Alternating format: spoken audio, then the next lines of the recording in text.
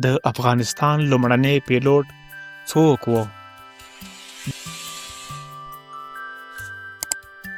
د هېواد فضا د نور کله په شان غلې او خاموشه وه. یوازې مرغانو پکې الوتنه کوله او د هېواد له آزادې فضا څخه یې خوند اخیسته. خو یوه ورځ ناڅاپه یو غږ واورېدل شو او په لومړي ځل د افغانستان فضا ته یو ماشیني اوسپنیز الوتونکی راننوت. خلک د دې نوي شي په لیدو حیران شول.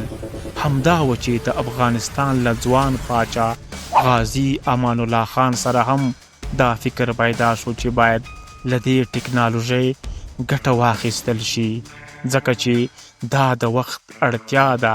له همدې ځایه د افغانستان د هوایي چلن تاریخ پیلېږي. د پیلوټۍ او د الوتکې د تخنیک فکر پیدا کیږي. آیا پوهیږئ د افغانستان لومړنی پیلوټ څوک و؟ دا د هغه وخت کیسه ده چې افغانانو په فضا کې یوازې د مرغانو الوتنه لیدلې وه. څه فکر کوئ چې د لومړنۍ الوتکې په اړه به یې څه ډول فکر کاوه؟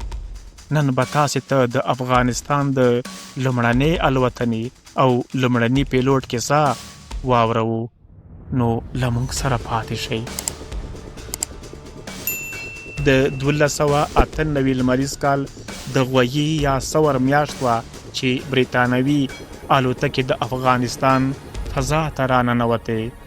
پر جلال آباد، کابل او سپین بولدکې بمباري وکړه. دا لومړی ځل و چې افغانانو داسې یو بې رحمه ماشیني الوتونکی ننداره کاوه. غازي امان الله خان د افغانستان د خپلواکۍ اتل په دې پوه شو چې د خپل هیواد د دفاع او پرمختګ لپاره باید خپل هوایي ځواک ولري. امان الله خان سمدستي لاس په کار شو.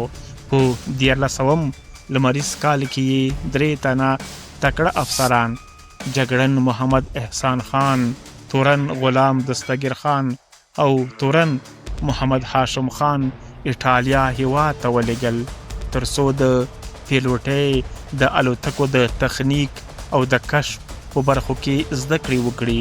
دا درې واړه د افغانستان د هوایي چلن په تاریخ کې لومړني کسان و چې د هوایي چلن په برخه کې زده کړې کولې.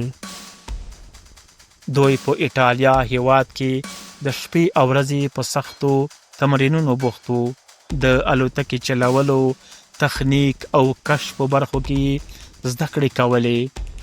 په 1402 لمریز کال کې په پلازمینه کابل کې د شیرپور یا قلعه جنگي هوایي ډګر کې یوه تاریخي شیبه رامنځته شوه.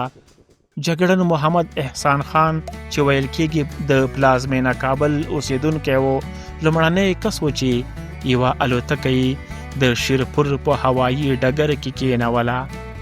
د پخواني کپتان غلام مصطفی طاهر په وینا جګړن احسان خان د غازي امان الله خان لخوا ډیر ونازول شو او د سرو زرو سیکې پرې وشیندلې. ویل کېږي په هغه ورځ د خلکو هرکلی دومره تود او ګرم و لکه د خپلواکۍ جشن چې وي. وروسته غازي امان الله خان د جګړن احسان خان سره په الوتکه کې د ده تر شا کېناست او په ډیره خوشحالۍ او ویاړ له هوا څخه د خپلې تاریخي پلازمینې ننداره کوله. د الوتکې پر وزرونو د الله اکبر سپېڅلې کلمه لیکل شوې وه چې خلک فکر وکړي دا د انګریزانو نه بلکې د افغانانو خپله الوتکه او خپل پیلوټ یې ده. داسې ویل کېږي چې افغانستان ته لومړنۍ الوتکه له روسیې څخه په 25 اوښانو باندې د هندوکش غرونو له لارې افغانستان ته راوړل شوې وه. ویل کېږي لومړی کندهار ته راوړل شوه. هلته د اوسني عیدګاه په ځای کې د کندهار مخور او نور خلک ورته راټول شول. د ګلونو په شیندلو او سپینلیو په دودولو یې د دې نوې ټکنالوژۍ هرکلی وکړ. د پاچا ظاهر شاه د وخت پخواني کپتان غلام مصطفی طاهر په خبره افغانستان داسې هوانوردي او الوتکې درلودې چې د سیمې په کچه آن هندوستان هم داسې وسایل او الوتکې نه درلودل. د لومړني پیلوټ احسان خان په اړه ویل کېږي چې د سقاوي دور اړودوړ پر مهال اړ شو چې له خپل هېواده ووځي او بیا هیڅکله بیرته راستون نه شو. خو د هغه نوم او لاسته راوړنې به تل زموږ په تاریخ کې ژوندی پاتې وي.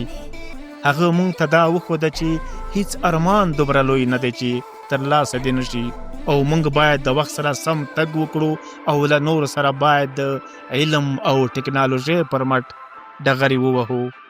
که تاسو دا معلومات او کیسه خوښه شوې وي نو زموږ چینل سبسکرایب کړئ، لایک مو هیر نشي او خپل نظرونه په کمنټونو کې را سره شریک کړئ.